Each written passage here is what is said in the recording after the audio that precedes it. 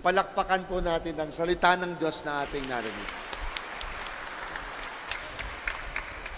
Magandang gabi po sa inyong lahat.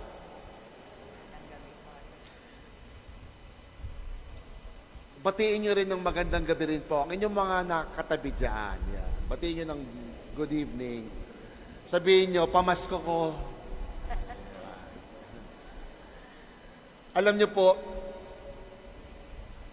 ang simbang gabi ay paraan natin para maghanda tayo sa loob ng 9 na araw sa pagdating ng Kapaskuhan.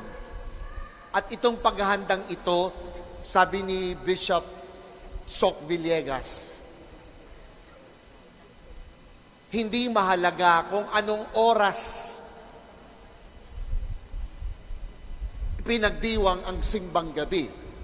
Kung ito'y sa gabi, sa madaling araw, sa mga opisina sa tanghali o sa hapon, ang mahalaga ay ikaw ay sumimba. At yan ang ginagampanan po natin ngayon sa pagtitipon. At napakaganda ang ebanghelyo mula sa John chapter 1 verse 6 to 8, 19 to 28. Narinig natin na sinabi ni Juan Bautista na siya lamang ay isang witness, saksi. Hindi siya ang light. Ang liwanag ay ang nakasama nilang hindi nila nakikilala. At napakaliwanag kay Juan Bautista, hindi siya propeta, hindi siya ang Mesiyas, hindi siya si Elias. At ano siya? Siya rin nagbibinyag sa tubig na sagisag ng tamang paghahanda sa pagbibinyag ni Juan. Ang mensahe ay pagsisihan ang iyong kasalanan. Yun ang pagtutuwid ayon kay Propeta Isaias. Sa ating 8 gabi pa na pagtitipon at sa ating paghahanda, maganda sigurong maitanong ngayong gabing ito. Nakita nyo naman po, sinindihan ang 3 kandila. At ang kulay ng kandilang ito ay hindi violet, kundi pink. Kaya't ang misang ito na misang linggo ay misa na tinatawag na gaudete, ng kagalakan. Sa 4 na linggo ng Adbyento, may linggo na ang diwa ay joy. Maitanong natin, paano magiging joyful ang ating pagsalubong kay Kristo? O to be particular, paano magiging mas makabuluhan, meaningful ang pagdiriwang natin ng simbang gabi? 2 P ang aking imumungkahing sagot. Yung unang P, para maging meaningful at joyful ang ating simbang gabi, ay liwanagin ang ating purpose. P. Yung pangalawa, gampanan ang ating participation sa pagdiriwang ng simbang gabi. Yung unang P, purpose. Layon.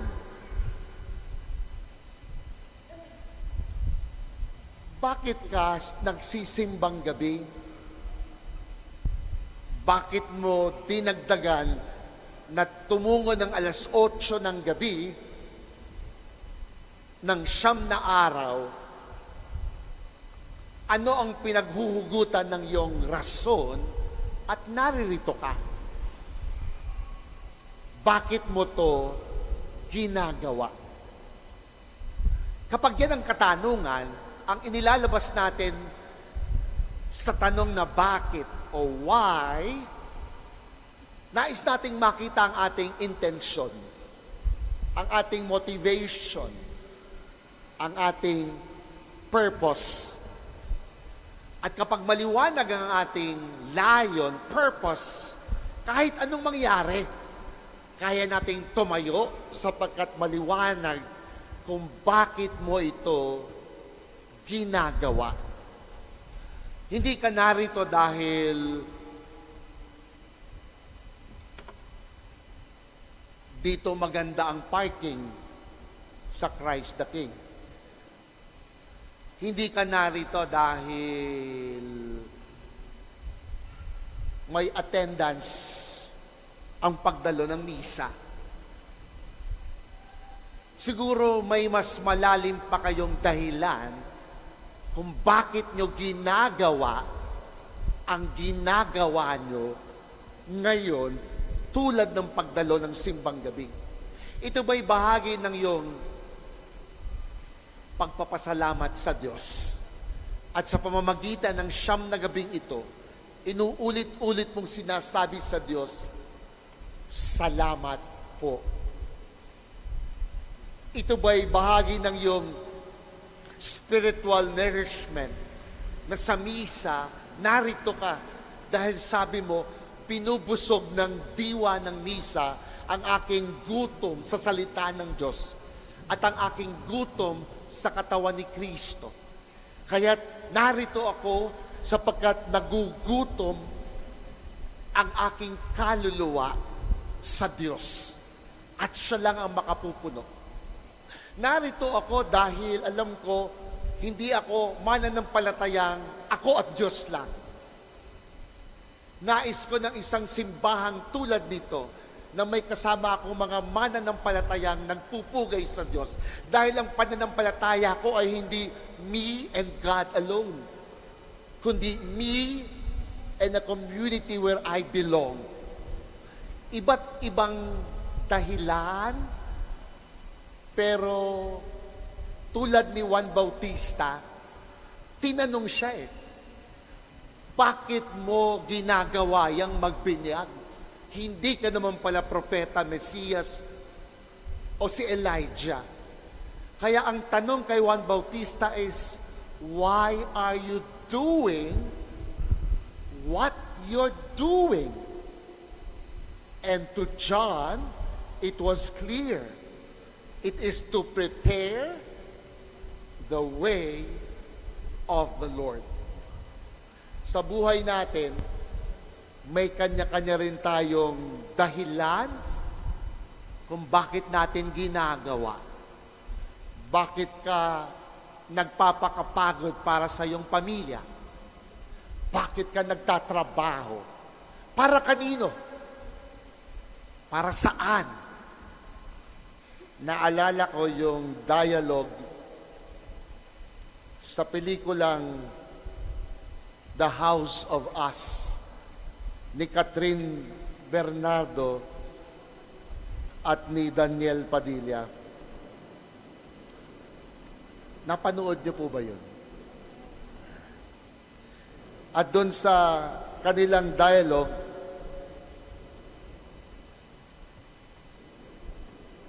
sinasabi ni Catherine na ang pangalan ay George,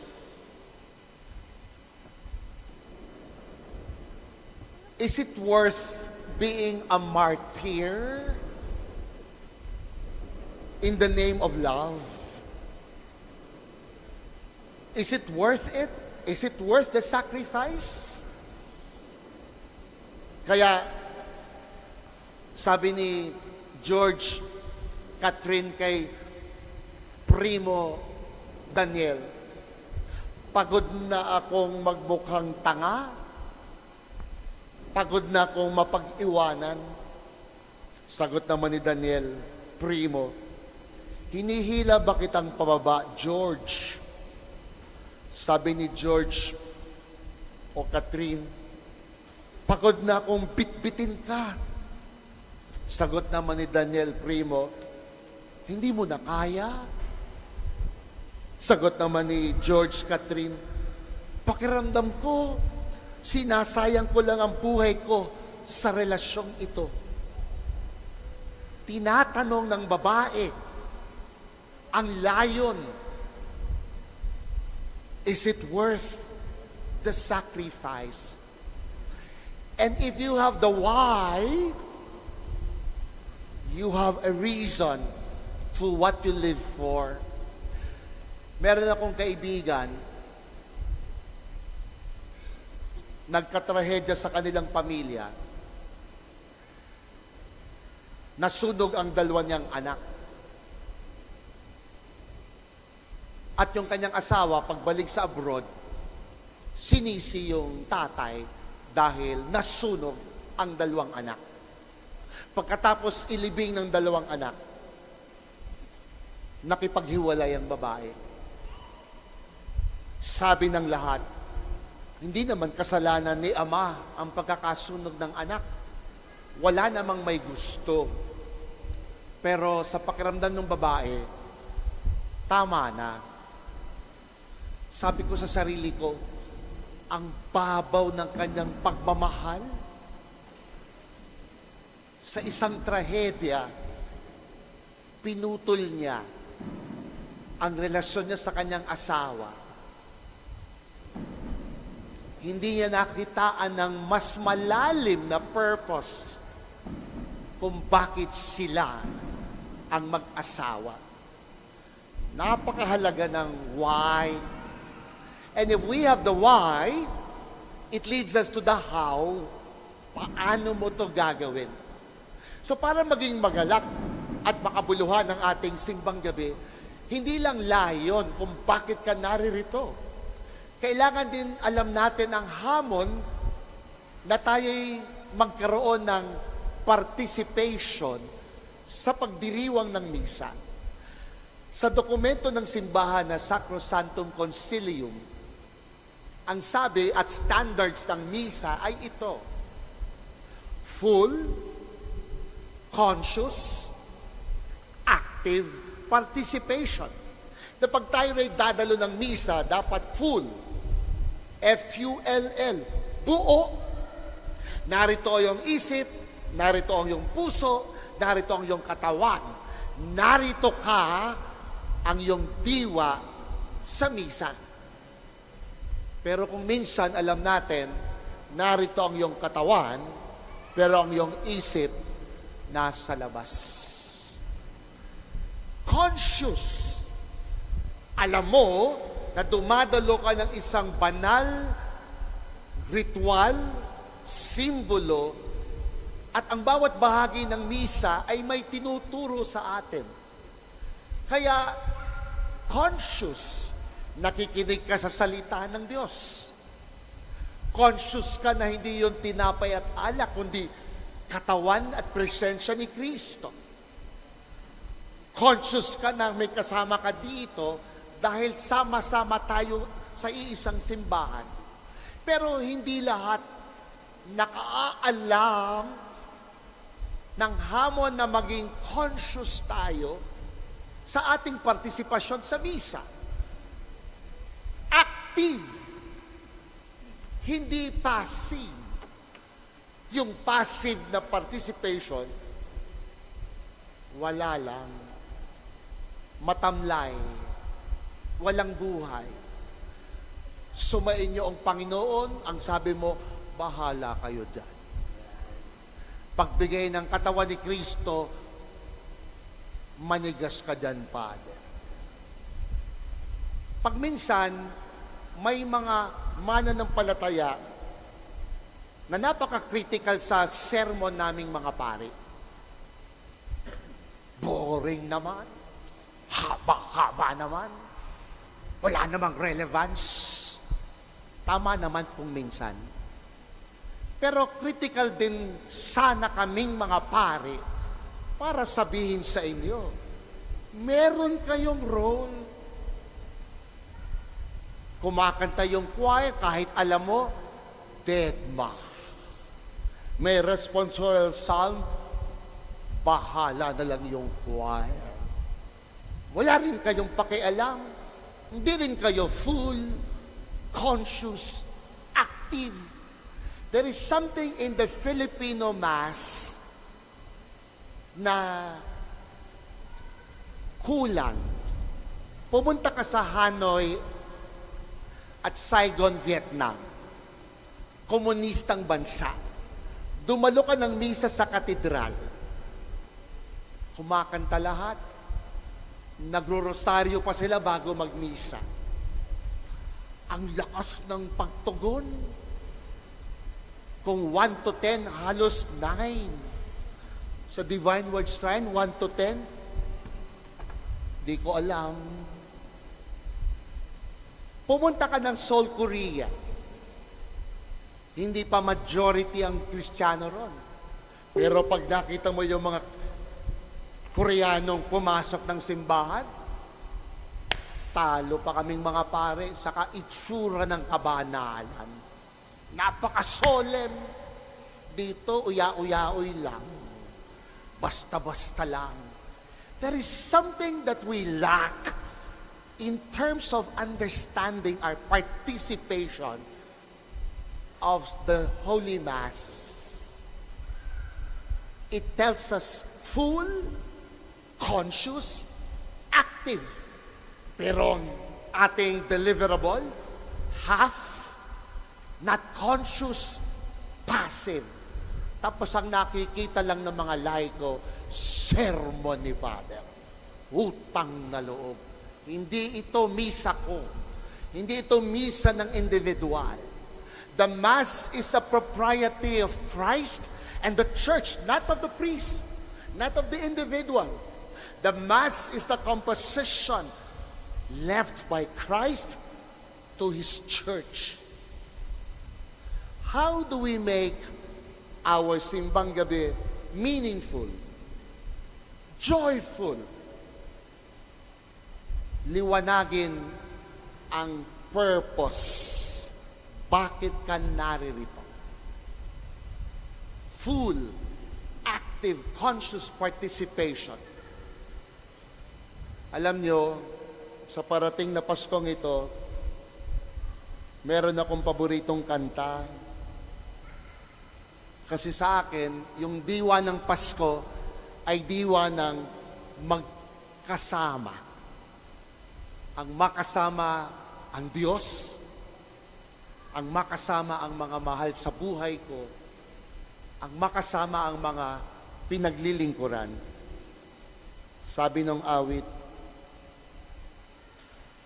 Pasko na naman, ngunit wala ka pa, hanggang kailan kaya ako maghihintay sa'yo? Parang love song, ano? Bakit ba naman kailangang lumisan pa? Ang tanging hangad ko lang ay makapiling ka. Sana ngayong Pasko ay maalala mo pa rin ako. Hinahanap-hanap pag-ibig mo. At kahit wala ka na, nangangarap at umaasa pa rin ako. Muling makita ka at makasama ka sa araw ng magsitayo ang lahat.